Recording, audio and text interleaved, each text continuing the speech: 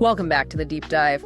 Today we're digging into an earnings call that didn't just move a stock, it sparked a complete re-rating, and it really proves a point in the defense sector. It really does. That sometimes execution and, your capital structure can totally overpower a weaker top-line growth story. We're talking about Science Applications International Corporation, or SAIC, and their results for fiscal Q3 2026. So that's the quarter that ended back on October 31st, 2025.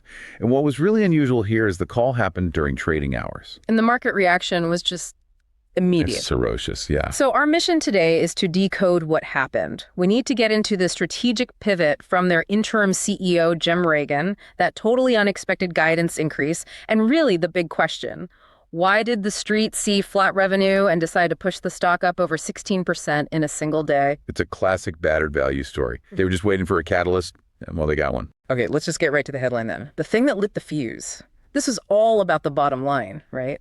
The profit beat was just so substantial, it overshadowed some, let's say, murky revenue figures. The revenue was definitely the tricky part of the report. So SAIC posted $1.87 billion. Now, that was basically flat with what everyone was expecting. Right. But it was actually a 5.6% drop compared to the same quarter last year. And, management did point out that about 1 point of that drop was a headwind from the U.S. government shutdown. Okay, but a 5.6% revenue drop year over year, that usually has investors running for the door. So what happened? How do you explain this? The profit numbers.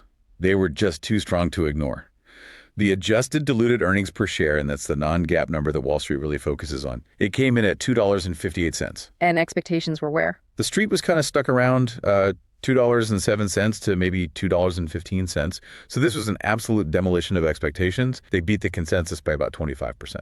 Hold on, I have to ask the question I know everyone's thinking. You mentioned the GAAP EPS was way lower, down 21%. Why is the market just ignoring that and focusing only on the $2.58 adjusted number? Yeah, that's a really key point. The GAAP number, which was $1.69, it was hit hard by one-time charges. Okay. Specifically, costs tied to the recent CEO change. So these are things that don't reflect the ongoing health of the business. The street just looks right through those to the core performance, which is exactly what that adjusted number shows. So if revenue is contracting and they pull off a 25% profit beat, that has to be a story about them just running an incredibly tight ship internally. It's all about execution. It is 100% about efficiency and execution. They're controlling what they can control.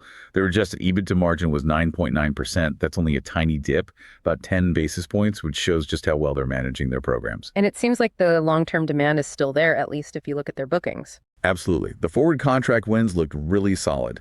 Net bookings were $2.2 billion for the quarter.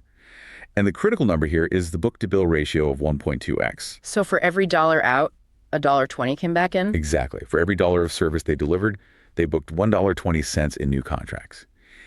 And that strong ratio holds up for the whole last year, too, which supports this massive backlog of almost $24 billion. The revenue softness feels more like a timing thing than a demand problem. Right.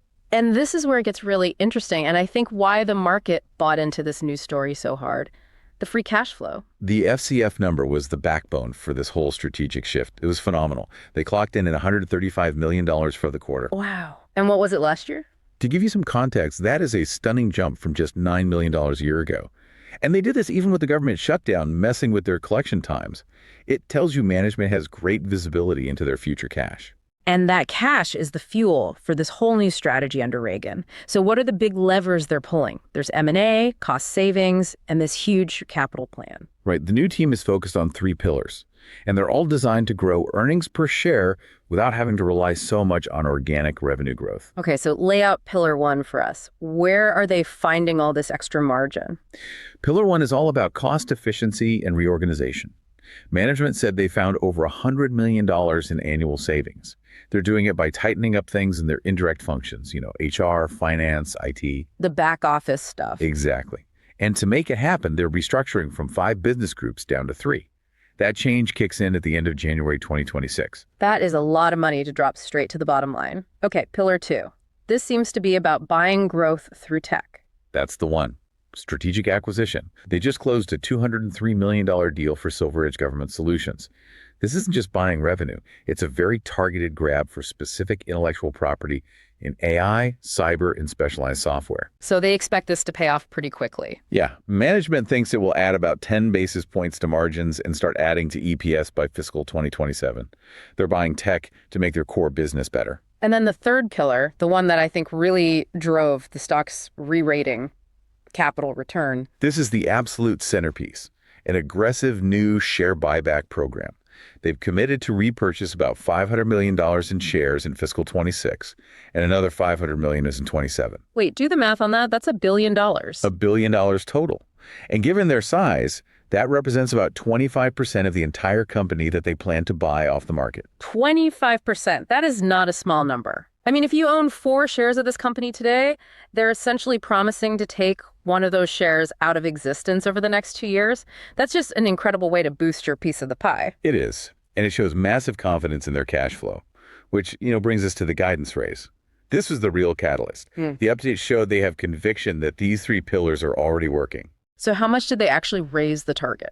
The fiscal 26 adjusted EPS was bumped up by a substantial 0.40 cents. So the new midpoint is $9.90, up from $9.50. And that easily beats what the street was expecting.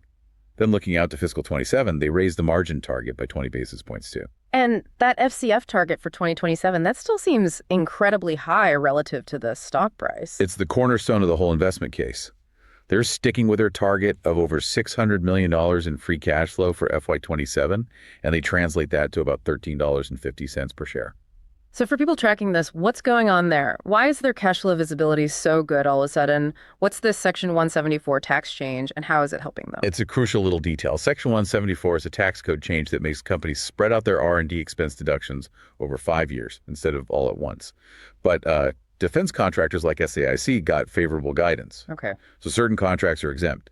This basically minimizes their near-term cash tax bill, letting them keep way more of their operating cash. That's how you get to that huge FCF target. So this all adds up to a massive re-rating by the market. The story has completely changed from, broken growth to a cash-rich value play. And you have to remember the context here. Before this call, SAIC stock had been a huge underperformer. Over the last year, it was lagging the S&P 500 by over 30 points and its defense peers by over 40. It was a classic battered value setup, just waiting for a credible plan. But hold on, isn't this just financial engineering? I mean, shrinking the share count by 25% to boost EPS, doesn't that just mask the fact that their organic growth is still stuck somewhere between 0 and 3%? That is the friction point. That's the whole bet. The market is betting that the $100 million in savings and the new margins from SilverEdge provide enough of a cushion. So even if revenue is flat, the buyback guarantees higher profit per share. But it's not risk-free. No, not at all. Management was very clear about one big hurdle coming up. What's the main risk? A looming recompete. It's a single, very large program that makes up just over 3% of their annual revenue. They expect an award in the next few months, and management basically said that if they lose it, their organic growth for fiscal 27 would likely fall to the absolute low end of that 0 to 3% range. So that's the big test. That's the test. On the macro side, though, the environment seems pretty supportive for what SAI is trying to do. It is. U.S. defense spending is robust, especially in their new focus areas like AI, autonomy, and cyber. The SilverEdge acquisition and their Havoc AI partnership fit right into that. They're targeting the high-growth pockets of defense. And on the other side of the business, the non-defense part. They confirmed that the civil budgets, so spending outside the Pentagon, that's expected to stay under pressure. And that's exactly why finding that $100 million in internal cost savings is so critical. They need to squeeze margin from the slower parts to fund everything else. Okay, before we get to our final thought, just the standard reminder. We are analyzing company disclosures for educational purposes. Nothing we say here is financial advice. We're just exploring the data. Absolutely. But with that said, let's pitch an outrageous but plausible trade idea based purely on the numbers we've just discussed. Let's hear the thesis. The thesis is all about capital structure. SAIC is using its clear line of sight to massive free cash flow, that $13.50 per share number in FY27, and the guaranteed $1 billion buyback to just brute force its EPS growth higher. They've essentially de-risked their earnings path with financial engineering, and the market is finally giving them credit for it. So you're betting on management's commitment to that buyback? Exactly. So the trade is a short-term, bullish, long position on SAIs, but as a paired trade, we'd go long SAIC against a direct competitor in defense IT that has choppy cash flow and, most importantly, lacks a clear capital return catalyst. The bet isn't on the sector, it's on the guaranteed multiple expansion from SAIC's shrinking share count. It's basically an arbitrage on cash flow strategy. That's interesting. It really isolates the bet on their capital plan and takes some of that big recompete risk off the table. The high conviction bet on financial structure. So to wrap it all up for you, SAI delivered a huge Q3 EPS beat that completely overwhelmed flat revenue. They confirmed massive free cash flow generation, unveiled a game-changing $1 billion capital return plan, and solidified a strategic pivot under new leadership. The strategy is clear, but here's the final question for you to think about. Will that $100 million in cost savings and the new tech from SilverEdge be enough to offset the potential 3% revenue hit if they lose that big recompete? That execution risk is the next huge milestone for this new Cash is King story. Great point. Thanks for joining us for this deep dive. We'll be back soon to unpack the next big market-moving event.